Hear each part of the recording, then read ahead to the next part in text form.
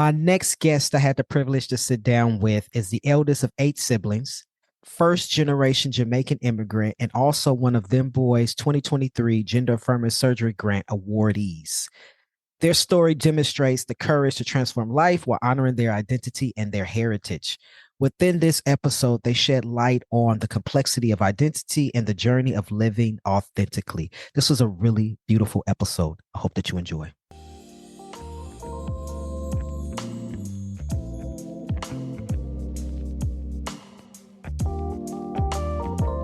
Hello and welcome to Dem Bois Podcast. I'm your host, Sean Aaron, he, him, his, and I will be your guide throughout this journey on the show.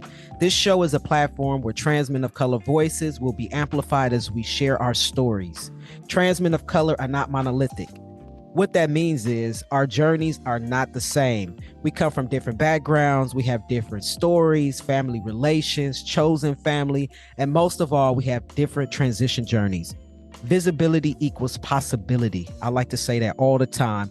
We like to highlight on this show trans men of color businesses and entrepreneurs, parents, athletes, survivors, and many other issues and topics that are relatable to trans men of color in our existence.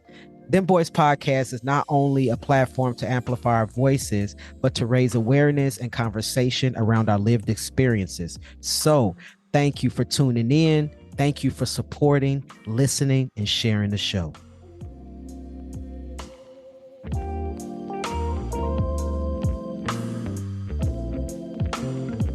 Welcome to Dem Bois Podcast. I'm your host, Sean Aaron, he, him, his. My next guest is the eldest of 8 siblings. They are first generation Jamaican immigrant, and they are also one of Dem Bois 2023 Gender Affirming Surgery Grant Awardees. Welcome to the show. Hey, thank you so much for having me, Sean. Appreciate it. Yes, I'm so glad that you are here. I cannot wait for folks to hear your story. So you want to go ahead and introduce yourself, your name and pronouns? Yes, my name is BeyonD. My pronouns are they, them, and he, him. I live in the Chicagoland area. I'd like to do a land acknowledgement. I am on Obijie, Ottawa, and Potawatomi land. And that's where I'm at. Great. Thank you for that. I don't ask people enough of like whose land that they're on. That's very important, right? To not erase the folks whose land we currently reside on. So Absolutely. I am Ohlone land here in the Bay, and I'm living in El Cerrito. So Ohlone land is where I am residing right now. Let's just get into it, right? So the name BeyonD, how did that name choose you? Oh man, it came at a big point in my life. I think it started with my physical transition, like my medical transition, and when I started using different pronouns. And I didn't really voice the name BeyonD until maybe 2 years ago. And I wanted it to mark a transition in my life. It'll be 3 years next month that I lost my maternal grandmother. And I spent a year of just self-harm, destruction, depression. And, I was finally ready to come out of it. And I wanted something to commemorate what change, what new chapter I was going to embark on. And BeyonD just spoke to me. I really think my grandmother had a little something to do with that up there, that I was just beyond some of those challenges that I'd been through, beyond some of that harm that I caused myself. And yeah, it just spoke to me and stuck ever since. I also want to acknowledge that you spell your name Beyon, capital D. Yes. Would you like to explain why you do that? Yeah. So my birth name is Diamond. I love my name. My mother used to tell me that if no one gave her one, she'd always have me. So I still hold my name pretty dear to me. Some of my friends and family call me D. So BeyonD or D is kind of how I like to put it on paper that way. I like that. I love that. So it's still holding on to your birth name, but also Yeah, transitioning into what you feel most resonates with you today. absolutely. I know at times we don't like our birth names. But if somebody came up to you and they called you by your birth name, would you feel some type of way about that? Or Not too much. I think if somebody called me by my birth name, it's usually somebody that knows me, probably somebody intimately. So if somebody that I just met were to call me Diamond, like it would take me by surprise because I usually don't introduce myself that way, but it's all love. I've been told that Diamond is a beautiful man's name, so I love it either way. yeah, I've never heard a masculine person named Diamond, but as you say it, I'm like, it could go either way. To be honest Yeah, with you, we think yeah. of it as something that's a feminine thing, but actually, no, not really, right?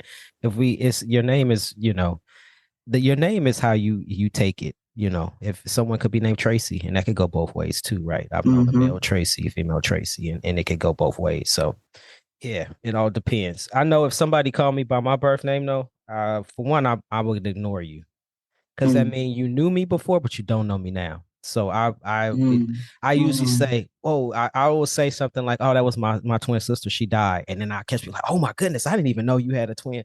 That she had a twin brother. I'd be like, yeah. I usually throw that in there, but I usually just ignore. Um, you obviously don't know me, so you don't know how to address me. So we don't even have to Yeah. get into that conversation or explanation. So Mm-hmm. yeah, for sure. So you are the eldest of eight siblings. That is a lot of children in the home. Yes. Yes. Yes. Yes. I didn't grow up with all of them. That's actually, I got to make a correction. It's the oldest of nine. I have an older sister. Okay. So my father has six. My mother has five. I have a bunch of half siblings. My mother and father have two children together. So me and my brother, who's 29. But I don't look at any of my siblings as half siblings. They don't ever half love me. So second oldest of nine, and it's beautiful coming from a big family. Um, I've grown up with some of them just in different stages of my life, and I wouldn't trade it for the world. I got some built-in best friends, and we're really close. My family's really, really close, and yeah, they're my everything. I'm proud to be their oldest sibling. That's beautiful. That's rare that we hear that, right? We know that folks, when we transition, we kind of lose some of those parts of us, finding Hmm. ourselves. And so to know that you're still close with your family, that's beautiful to hear. Yeah, Um, I'm extremely blessed. yeah. So tell us your transition story from wherever you want to start, from beginning into where you are now. So I want to say maybe 6 or 7, maybe 7 years ago. I was dating a person who identified as non-binary, and it was new to me then. I identified as a female lesbian. I was fresh out of college or so. Just I went to school in Wisconsin, so the queer scene experience where I was a little different than in Chicago. So when I got into this relationship, I got more into like a more of the Chicago scene, I guess you would say. So I met all kinds of people that were identifying using they them pronouns, she they, and I didn't understand it when I would just introduce myself. I'm like, I'm D. How do you identify as D?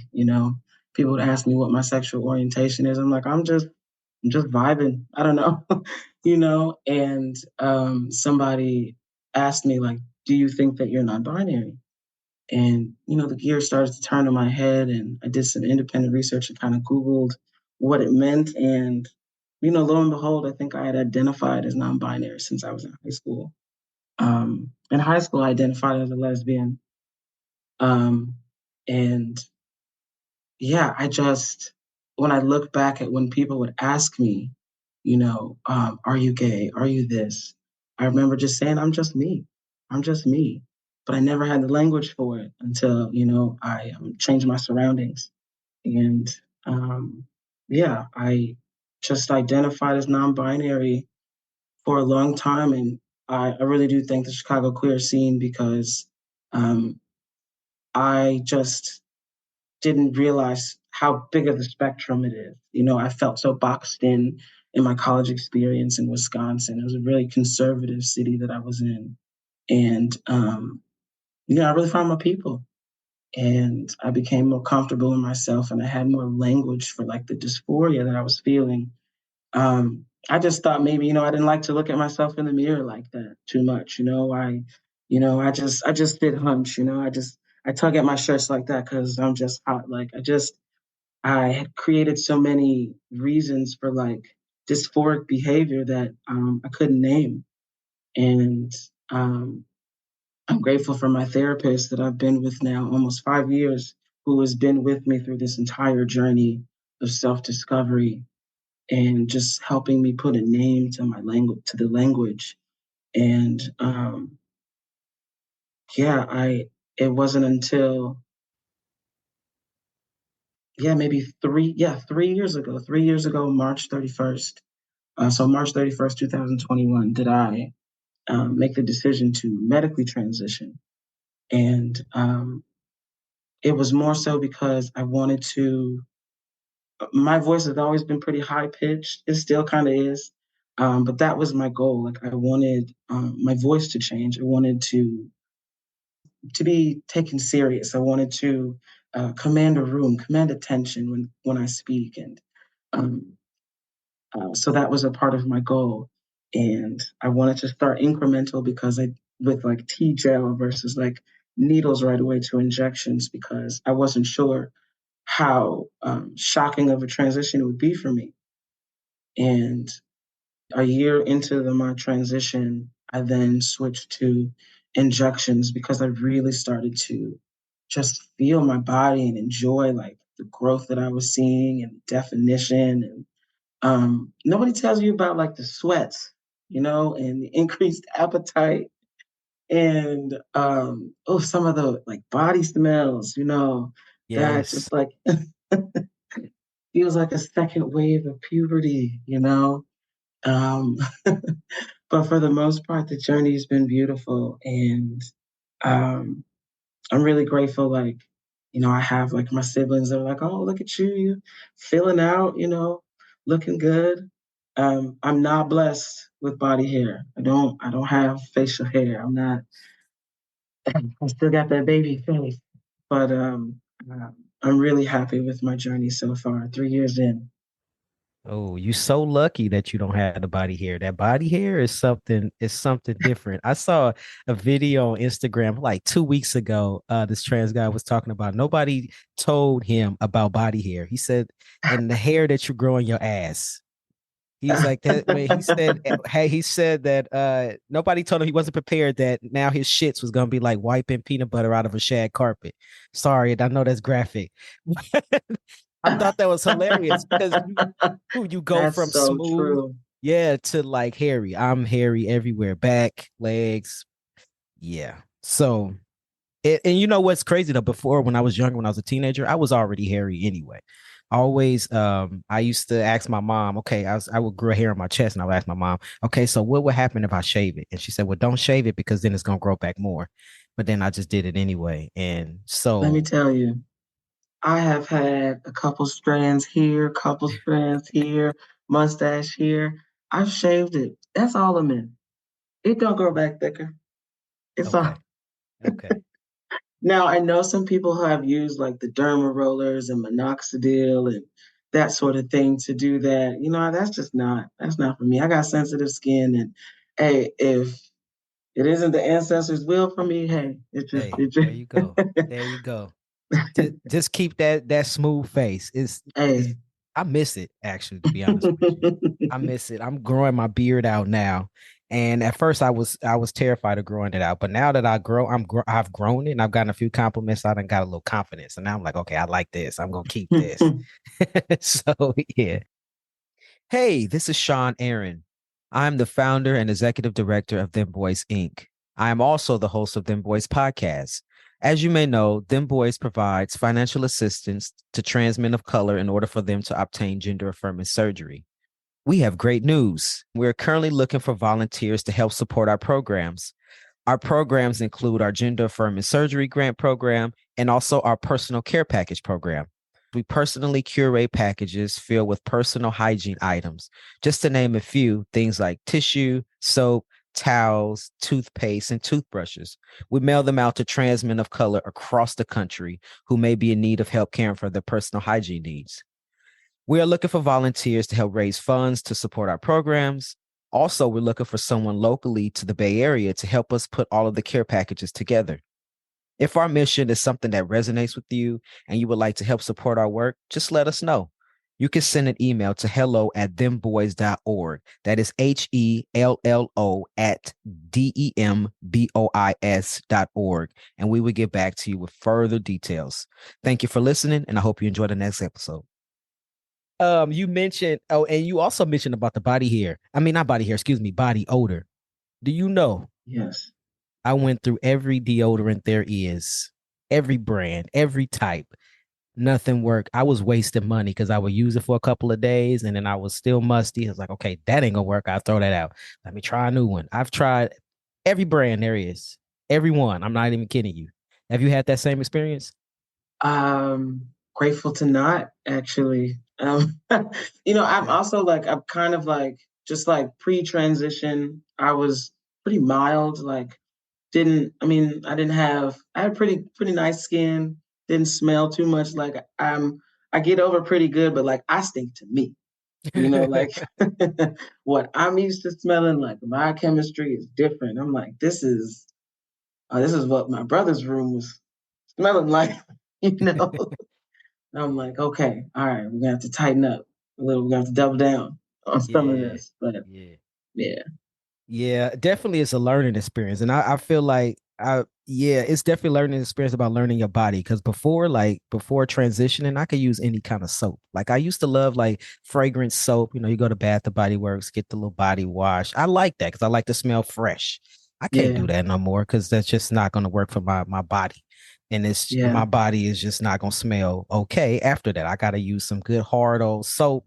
It's just I had to figure that out. So I had to figure out the deodorant and I also had to figure out the soap because now I won't deviate from that because I know that other things will not work for me in my body. So yes, yes, if they don't sell yes. my soap in a particular store, I got to go to 3-4 stores to get it because I know that that's what's going to work for me and I can't try that other stuff because it's just not going to work. Yes, I agree with you there. I have my routine with my cleansers, with the things that work for me, and I don't deviate.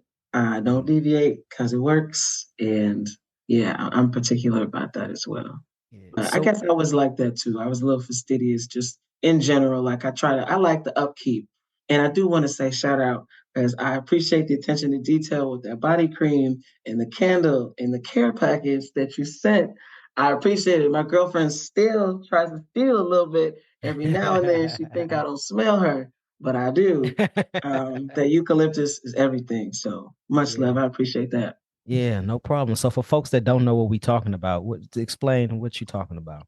Ah, man, Dem Bois does, man, amazing, amazing care packages for those that are going through surgery. So all the things that you need, they just take the process, you just take all the difficulty out of it. So you get soap, deodorant, washcloth, toilet paper, toothbrush, toothpaste.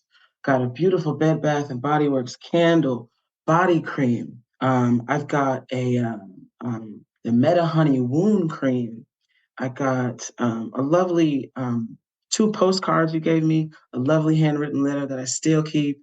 And man, I might be forgetting, but some other great items, but everything I needed. I didn't have to think about a thing the day of surgery. I just took everything, I put it in my Dem Bois backpack that came in it with, and just went straight to the hospital. And yeah, y'all took all of the difficulty and the stress out of an already stressful situation. So eternally grateful to y'all for that.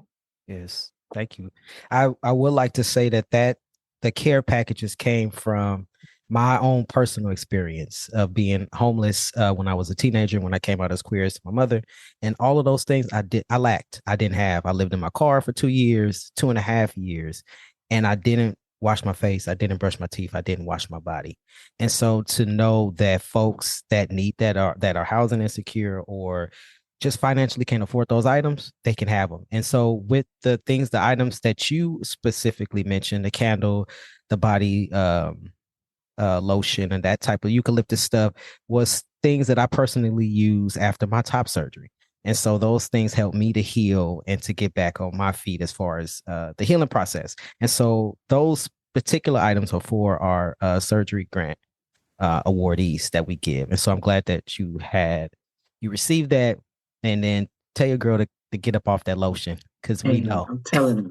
I'm telling her, okay? I'm gonna go ahead and give her a little gift card. She can go ahead and get her own, but that stress relief, that's all me. That's Yes. all me. Yes. And it works because I use it when I'm Hmm. going into a stressful situation sometimes. And I put it on, and then when I feel stressed, I slow down and I close my eyes sometimes if I can, if I'm not driving or something like that. And I just inhale and I smell that the eucalyptus, and it really works to calm me down. I really believe in It aromatherapy. does. It really helps. It's actually like it is my favorite scent from Bed Bath and Body Works. I got a little like travel size gift bottle from a friend like 5 or 6 years ago, and I would use it, put a little bit of other lotion in, and try to get everything that I could out of it. And I just don't find myself going to like the mall and going to that store often. So when I got that, that was just like the highlight of the package. I was just over the moon. So I really Yes. appreciated that. Yes, yes. I'm glad you found those items useful. Yes, beautiful. I want to say, so I want to ask you, and so you are a first generation Jamaican immigrant. And Yes. so you mentioned earlier about your siblings and how they love you and you love you know, you have a good relationship. But I want to know, how was that when you first told your family, yo, this is how I feel and I'm getting ready to transition. How did that go? I think that it was harder for me than it was for them um, because I am the oldest of most of them. Um, I was afraid that I was going to let them down some way. I was afraid that if I expressed to them that I wasn't happy with who I like my body, I wasn't happy with myself, that would translate somehow as a failure to them. Um, my parents would tell me all the time, I love them because they meant no harm. But they always tell me about how my siblings look up to me. And, they watch what I do and things. And um, I said, man, like if they see that I'm not happy um, with myself, like, will they be disappointed? And then I said it again. I said, if they see that I'm not happy with myself, will they be disappointed? And they weren't. Like when I told them that, like, I'm not happy with my image, like what I'm seeing does not match with how I feel. Um, they were so excited for me. Um, my brother, he's like, I've always wanted an older brother. And I I really hyped it up in my head that that they were gonna be like hurt by my decision. I've always been kind of a tomboy. I've always been kind of a brother. I've always been kind of a dude-ish, very butch in my like behavior. So I guess it wasn't too much different for them. Like I dress masculine as it is. Um, I think the one thing that they were like, whoa, about was when I decided that I wanted to have surgery. Because no matter what it is, surgery is a huge undertaking. And this was something that I had thought about for years before I decided to make the decision and go through it. And, the only thing that like my siblings and my family were concerned about was my health. They just wanted to make sure that I was in good health to do it. Um, I had struggled with like some sobriety for a little while, so they wanted to make sure that I was in the right state of mind. And I can tell you that top surgery has helped me like in my sobriety. Like I'm happy with myself, and like a source of like some of my drinking came from like my self esteem and just the dysphoria that I was experiencing and just pain I was going through. Like I didn't realize how much I just wasn't looking at myself in the mirror. Sometimes I'd walk outside and I'm like, what the heck am I wearing? knowing I care about what I look like when I go outside, knowing I care about, my appearance and things. And I didn't realize just how bad it had gotten. And, like, I'm grateful that I've had my family along for the ride with me in this. They are my best friends. And like without their support, like I would be, uh, I don't know if I would have remained sober, you know, through my transition. Cause it got bad before it got better. Like there's still like when you're going through the healing and the puffiness and the swelling and just drains and all that stuff. Like it's an icky experience, and sometimes you wonder like, did you make the right decision? Like there's no reversing now, and um, I was able to talk with my family like through moments like that, and they would I'd send like a photo to like a group chat, like, hey, my sibling group chat, hey, just had my follow up. I'm like, oh, you're looking good, bro, and just get like those affirmations and just positive reinforcement, and just reinforce like I made a good decision, like I did this for me, and I don't have to doubt myself, and yeah, it's been beautiful. It's been beautiful. Not too many people talk about that. Not too many people talk about what happens after surgery. We all just talk about, oh, we really, really want it, but we don't realize until we actually in it. And it's hard to tell somebody what's they're going to experience because each person is different, right? But then you really don't know until you actually go through it. And I went through those same things of like, what the fuck did I just do to myself? Right. Even though I never wanted my chest anyway. I've hated them my whole life. They were ugly. They were big, and I hated them and I always wanted them gone, regardless of transition or regardless of my gender or my identity. They were always going to be gone. But once they were really gone, I was like, holy fuck, what did I do? Right. And I had a moment where I actually missed them. And I was Mm-hmm. like, damn, I wish I hadn't done this. I want them back now. I was even Mm-hmm. having dreams of like, where were they? Like, and I actually emailed my doctor, like, what y'all do with those? I'm gonna say the word. This is the way I rephrase them. Like, what y'all do with them titties? What y'all do with them? Where did they go? Like, we had incinerated them. I'm like, oh my god. So then I went through that process. Like they're gone, gone. Yeah, they gone. Like these things that I carried around for 30 years is like gone. Like I really had that sense of like, oh my God, you're like, I did something horrible. But then after a while, after I got my little confidence and looking at myself, begin to look at myself in the mirror, it went away of like, okay, this is what's best for me because now I feel better now without them than I ever did with them. And so Absolutely. it's that, and therapy helps. I know you mentioned therapy a few times. Therapy Yes. definitely helped. Yes. Definitely Yes. did. Yes. I needed my therapist, you know, big time beforehand, you know, um, like just to mentally prepare myself because I'd never had any sort of surgery, period, before. Like I'd never been asleep for nothing. Like, I want to be aware of all of what's happening. And my grandmother, my late grandmother, she spent a lot of time in hospitals. I didn't have the best association. So it was a lot for me it was a big deal for me to go through. And yeah, I had some real moments of doubt. And I needed to talk with my therapist to prepare myself. And even my surgeon, I'm very grateful for my surgeon that I had, Dr. Allison Shore. She even had a conversation with me, like she's like, this is just a part of it.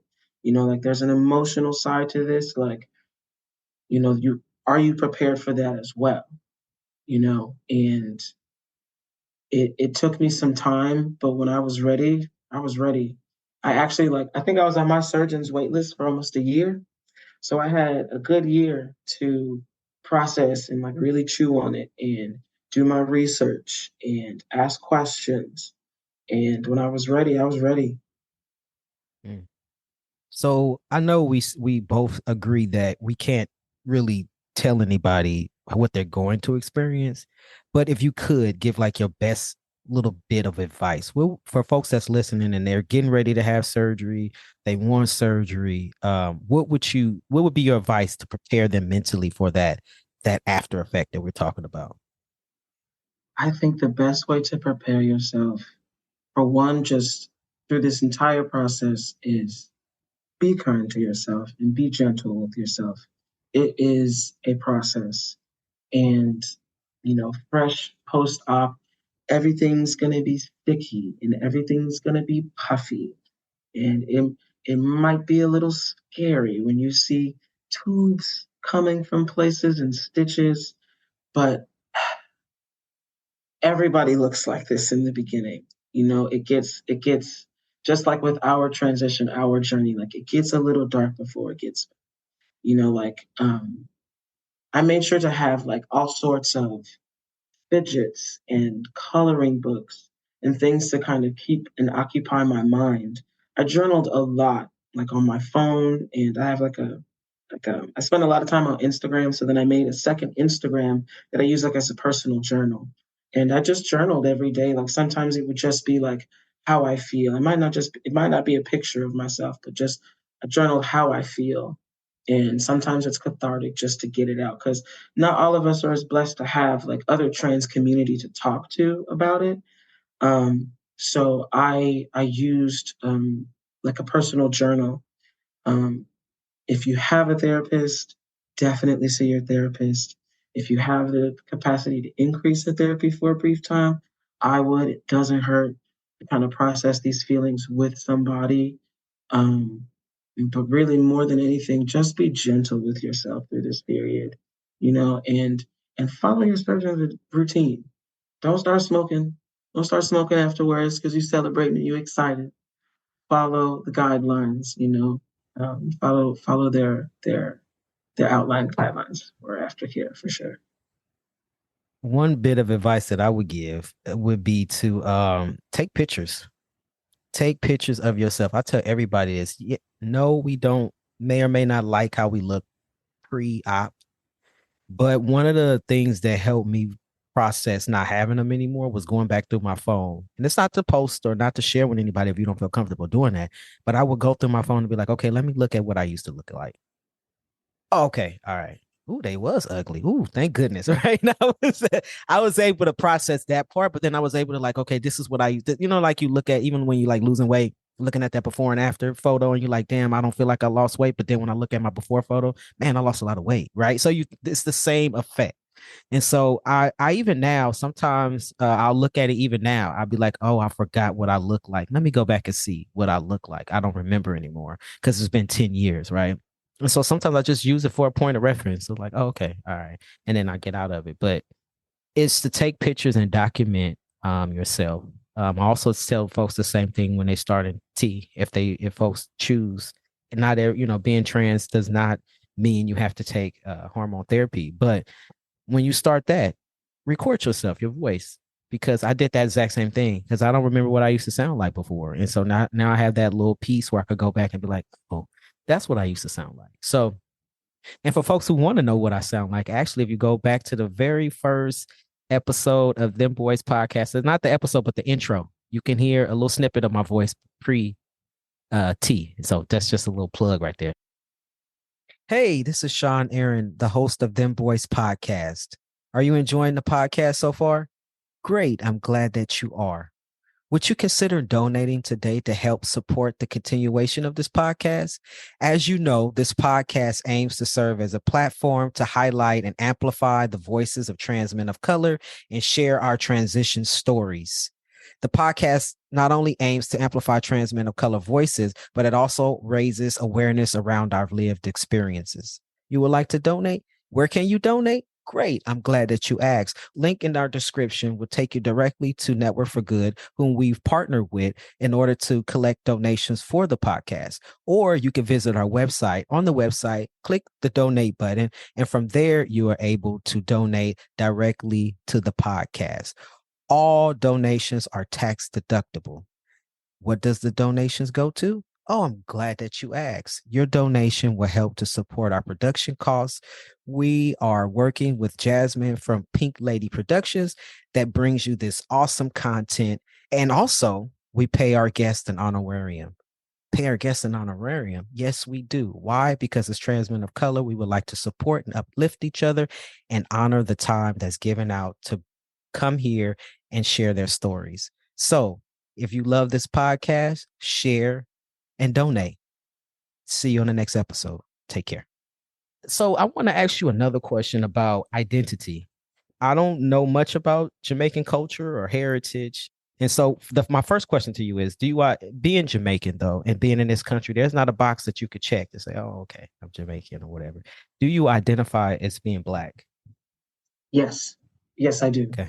I Okay. identify as Black. I say I'm Jamaican American, but I am Black. I am Black American. My mother was born here. My father immigrated from Jamaica in the '90s. But to everybody else, I'm Black. I identify Mm, as Black. That is my experience. So mm. yeah. Okay. So when we talk about Jamaican culture, or right, because it's different from uh what we have developed here in America. So black Americans that are born here, raised here, culture is different from different places, right? The Caribbean culture is different. Our African culture is different, regardless of how we look, all similar on the outside, may or may not look similar. Our cultures and what we practice in our homes is different. So how were you able to uphold Jamaican culture, heritage, while still honoring your identity of who you are as identifying as Black American or and as in your trans experience? That is a great question. It's something that I'm still working on. Some of the values that like my dad has like instilled in us as kids is, to like hold yourself in high esteem, like, take care of yourself, always act as though somebody's watching. So I like to think that like um, my manners and the way that I interact and show respect to adults and other figures, or how I'm appropriate when it like I'm aware when it comes to like boundaries of others, and just like my even like my work ethic. I hate to say that, but like my work ethic, a lot of those values were instilled in me by my father. He grew up in Jamaica, like in a kind of like an ROTC program most of his upbringing, and so we kind of had like a militant sort of upbringing. So I've always been very fastidious, is what I've been described lately as, just kind of very particular. And I make sure I take pride in my appearance.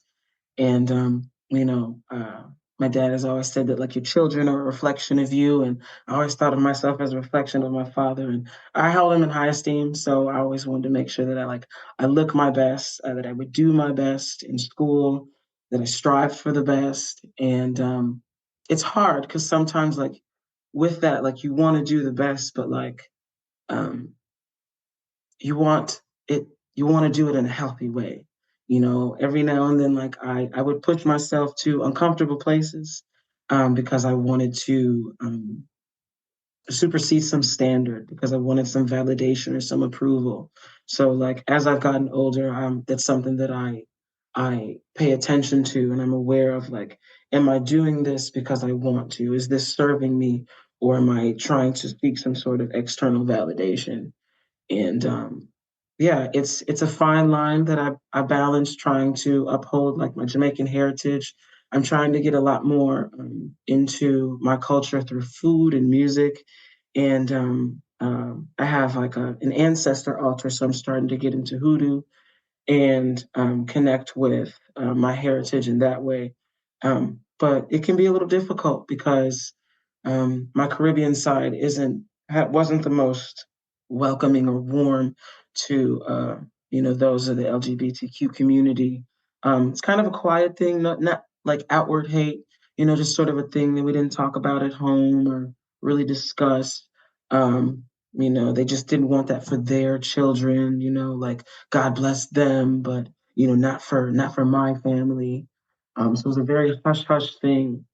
But I always tried to make sure that like my character spoke so much louder than my just like my physical identity. That's what my dad also really instilled in us, and like hard work in school. Like, when he came over here, like he was essentially in his eyes like lumped into a monolith, and he stood out as an immigrant. He says as an immigrant, based on his hard work. And, like no one will be able to judge you if you work hard enough for it. So that kind of drive is in me, but I'm mindful of it in my adult age because sometimes it can lean on the people pleasing, sometimes it can get unhealthy, and I ignore boundaries of my own, and some of those old abandonment kind of feelings come up, and I want to do whatever I can to keep things as they are, keep people around, and keep people happy, without regarding to my feelings and my boundaries. But um, yeah, man, just hard work and discipline. Is your father still physically with us here? Yes, yes, he is. Mhm. So how does your father react now to who you are and your transition? Ah, um, now, now he is um, in a much better place. I think as with age, like men just get a little softer, like like sometimes he just like says I love you. He just starts throwing that shit around. He wasn't like that when I was a kid. He'll just text me I love you. I'm like, are you sick? Like what's going on, man? You don't talk like that. But I think it was like my mid to late 20s, my dad started to become a little more comfortable with like my queer identity. He was cool with the lesbian part. I didn't start telling him about being non-binary and being trans until um, a while. And even then, I had the conversation with my mother first, so that I could tell my dad, and then those two could talk, and they could get he could get out all the weird questions, and then we can come back around. But he's honestly been remarkably open. I think having a couple Gen Z kids as well. They are no BS. My younger siblings, they will call you out on your mess, your biases, and they will hold you accountable. Okay. And my dad calls himself a Renaissance man now. I said, yes, you need to be with the times. And my father he loves his kids, and he wouldn't want something as, in his eyes, as small as a difference in a different understanding in how I identify to be in the way of like our relationship. So um my late 20s he's been more receptive. Um I think he was remarkably came around more to me being trans than me being a lesbian. Cause I don't know, he immediately starts to go into the oh, you got to be careful. As a young man out here, I didn't spend some time out here. I can tell you how to move, and I'm now he's trying to like coach his young son. I think he got a little bit of excitement out of that. So this latter portion of my transition has been easier to digest for him. But I'm surprised. He's told me though that just how he grew up, really orthodox in the church. My grandmother, she was a pastor's kid. She was one of 16. Like the way that they grew up, he said that if I had came out to him when I was in like high school or something, it would have been a completely different story. Like he just wasn't in the mental space to accept that. And you know, um, I'm grateful for Gen Z, man. Grateful for my younger siblings, keeping him on his toes. Cause, sometimes I'm just like, it's 2024, father, and the internet is free. You know, I can only do so much. You're like, Pops, you got to get with it. Hey, Got to meet get me with it. halfway. Yeah, that's beautiful to know that. You said something that was golden, and that your father realized that his love for his child was more than anything else. And I think that's something that folks, parents, need to remember, right? We bring children into this world not to be who we want them to be, but who they're supposed to be. And and I'm a parent, and my son just turned 27, and I think that the most important thing I worry about as a parent is I just want my son to be a productive human being. I want him to be kind. I want him to have, the same thing, a good work ethic. And I was reflecting with him some months ago about who he is as a person. He was like, And then I just was acknowledging him, like, son, I'm glad, I'm proud of you for going to work and blah, blah, blah. And he was like, Dad, that's the one thing that you instilled in me. And that was going to work and working hard and taking care of your family. And so, like, these are the things that we want our kids to take with us, right? I know I could care less about the other stuff because that other stuff is for you to decide as a child, how you live your life, who you are as a person, how you're going to conduct yourself. I can only take you so far. But I know that regardless of anything, right, my love for my child outweighs anything. And so I think a lot of parents need to kind of consider that of like, hey, um, it's not what you did as a parent or what you didn't do as a parent. That's just who your child is meant to be. And that's just it, right? And what you can do as a parent is to continue to love. That's it. Love outweighs anything because I don't give a shit what the world has to say. If a child can go home and they have the love of their parents, the world don't matter.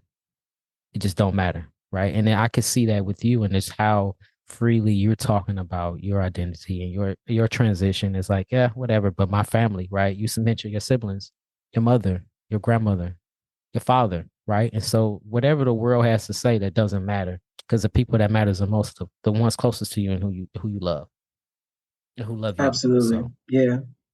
yeah, for sure. I love that. So what about the experience with your mother? Was it the same as with your father? No, my mom. So I grew up with my dad for the early years of my life. My mom wasn't around as she was an addict. She is now 20 plus years sober. She's been an awesome support in my journey as well. So some early years, she wasn't there, but around middle school, high school time, she came into my life, and I was already kind of questioning my identity. So she's been around for the whole journey, and she was like, she's always just been like, as long as they love you, as long as they care for you, you know, then it doesn't matter what color, what race, whatever, as long as they care and they love for you. And my mom's always been very much like a free spirit in that way. She's very liberal, very open minded, and you know, she's just like, okay, next. What else is it? Like, okay, so like, how are your grades? Let's focus on that. Like, not, are you being safe? Like all these other things. Um, she didn't. Um, she knows it's hard enough growing up young and black in this world that she didn't. That was the last thing on her mind was to put up a fuss about my identity. So I kid you not, I count my blessings every day for the family that I have and the support that I have from them. And how much of a privilege that is, right? And so a lot of folks Yes, think that, oh, we transitioning and we don't have anybody to turn to. Our family don't love and accept us. But there is possibility in hearing other folks' stories. Like that's not everybody's journey, right? right. It's a privilege to be able to have the family, your birth family love and accept you. Some folks do have that experience, and it's a beautiful thing. And so earlier you mentioned about making an altar, and you said you wanted to get into hoodoo. Can you mind explaining what that is? Um, yeah, so it's an African American spiritual practice. I have my ancestor altar at home. Consists of a picture of my late grandmother and some of her favorites, like lottery tickets, scratch offs. She was a big fan of 100-gram bars and Diet Pepsi. I have a nice little candle that I have there. So in moments when I miss her, when I need some guidance from her, I'll take a moment and I'll pray and I'll light my candle and just sort of meditate and, let her energy come to me and just give me guidance to help me make the next right decision. And it's a way that I try to stay connected to her and know that she's not here with me in the physical form, but she never really leaves me. So when I'm feeling distant and I'm feeling a little disconnected from her, I'll take a moment to my altar and just kind of gather myself and bring her back to me. And she's been a great spirit on the other side to kind of guide me through this transition as well. Like, I know I wish she could see me, I know she can, but to see just like how excited I am and just like how much more prouder I am with myself, I know she'd be over the moon. But yeah, it's something I hold pretty dear to me. I keep it at home. It's not for all of public eye for the most part. It's just sort of mine, personal, and yeah, I just have little things to just kind of keep her memory alive for me. You said it's not for everyone's eyes. Do you keep it tucked away, like in the closet or something like that? And Currently, it's in my bedroom. Um, so it's just in my personal space. So right now, the only people that kind of see it are just like immediate family, like my mother, like my brother, something like that. But yeah, it's just personal for me. I don't really like to post it on socials or nothing like that. Um, it's just me and my girl. Gotcha. I also have an altar in my home that I have a I keep my grandfather, my late grandfather on there. I didn't know him, but my great great grandfather on there, a picture of him. And an ex partner of mine that died. I keep her obituary there, and some other folks that mean something to me. A childhood friend that died. I have like the little funeral program there and stuff like that. And I used to light a candle there, but I don't anymore. But at times when I have my own processes of how I call on my ancestors, but I won't get into that because that's something that, but I also acknowledge my ancestors and the folks that I need to carry me when I need it the most. And I have my ways of when I need some guidance, some uh I want to say I don't want to say face to face is a different experience, but I won't get into that. But I have my ways of where I call on folks to help me through something that I'm going through as well.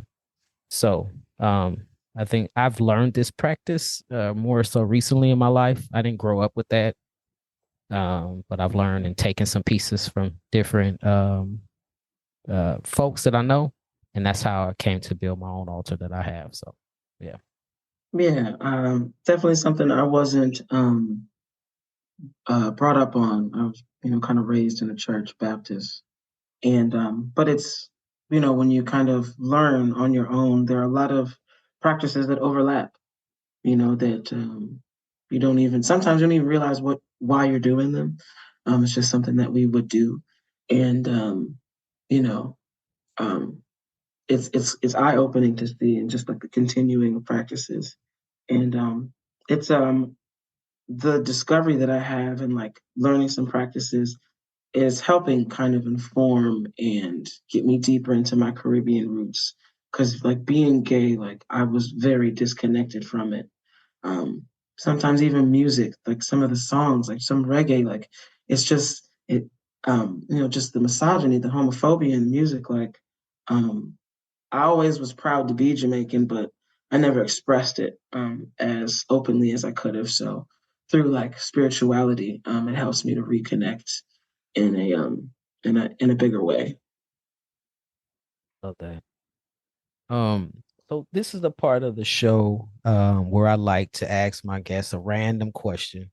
I have a list of questions that's continuously growing, excuse me. I just added one more the other day, which is so now I'm at 42 questions. So the questions may or may not have anything to do with what we talked about today, but just pick a number between 1 and 42, and then I'll ask you that question. 27. Okay. So 27 says, do you have a completely random what if question? Wow, a completely random what if question. What if we all just stop paying student loans? What if we all just stop, meaning no Just forgiveness, no nothing, just stop. We not we all doing it. just stop. Like we all just stop. Oh, They can't penalize all of us, right? oh, If we all just stop, oh. I say you start something. I can't let's think of the get word I'm trying something to use. going. Let's get a Yes. movement. Let's get a petition. Yes. Yes. Just fuck it. Just say fuck it. We gonna stop. Oh, I like that. You're not gonna forgive them, so we just gonna say we forgiving them ourselves. We ain't paying That's that shit it. back. That's it. Nope. We're done. Oh, I love that. I love that question. Ah, shit. I love that. I this somebody else in the past picked that actual question, and my answer, my what if question was, why does the hot water in the washing machine fill up faster than the cold water?